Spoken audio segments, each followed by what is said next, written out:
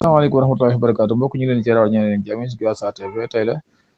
lundi 24 mars 2025 ñëw ci xibaar yéene kaay dañ koy door ak yor yéene kaay mu ne après 4 rendez-vous manqués depuis 1960 mu ne Senghor, Abdou Diouf, Abdoulaye Wade, Macky Sall ki nga xam ne mooy Bassirou Diomaye Faye nag moom def na 1 an ci bopp réew mi moom mi nga xamante ne si daal 24 mars 2024 lañ ko fa 24 mars 2024 lañ ko faloon te it ngi ci mi ngi ci 24 mars 2025 daal 1 an yoo xam ne def na ko ci pouvoir bi moom Bassirou Diomaye Faye nga xam ne yor daal ni mu ko tuddee daal mooy l'espoir rené maanaam daal yaakaar judduwaat na. Vox Populi moom nam ko waxee rek mooy 24 mars 2024 24 mars 2025 mu ne troisième alternance ba ñëwoon mu ne et un de Diomaye au pouvoir ni daal ko Vox Populi xamle. laas moom dafa ñëw di xam ne daal kuréelu opposition bi di FDR daal ñoom daal ci weekend bi daal demoon nañ di boole ji nji di état bu Sénégal maanaam nguur gi Diomaye ak Sonko ñu ne daal demoon nañ fële ca Touba bu ñu fa jógee dem ca Tivaouane ak lii di Thiénaba ki nga xam ne si mooy Waly Diouf Bodiang nag mi nga xam ne daal après daal lañ ko war a tas loolu daal la xam ne ci biir laas daal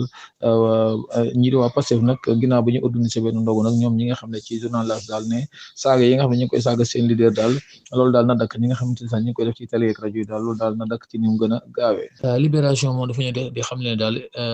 ICS industrie bu Sénégal daal scandale bu toll ci 192 milliards moom moo fa am ba tey Libération ñu leen di wax ci daal mbiru 100 millions yi nga xamante ne si ñii di bandi yi defoon nañ ko benn barakas fële ca Wokam nga xamante ne si daal benn multi service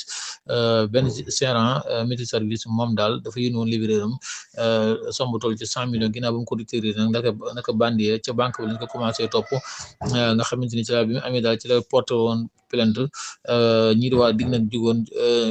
ci mbir mi joxoon ko yitte lool ba ne daal kiñ ci jàpp mi ngi tul ci Kéba Sall am 25 ans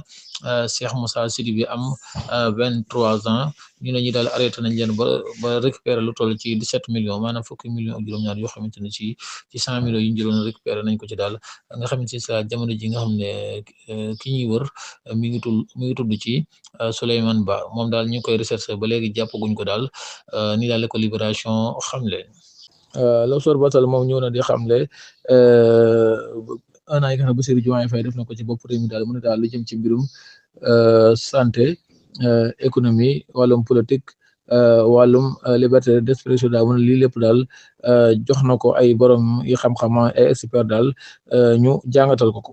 Libération yi ni kay moom daf caa teg na daal moom mi Souleymane Ba ñu ko xam ñëpp daal moom naar bi lañ ko xamee moom naar fu mu toll daal ñu ngi jéem naar bi waaye daal ak lu ci mënti am ngir waa dig ñu ngi koy wër gu métti moom Souleymane Ba nga xam ne si daal nee nañ daal lii di chef de gan bi moom moo ko jiite mbokk ñu leen jaajëfal dañu ci yeneen xibaar bi ci kanam tuuti Sa TV ñu ne ñaan ngeen abonné te partage. Asalaamaaleykum.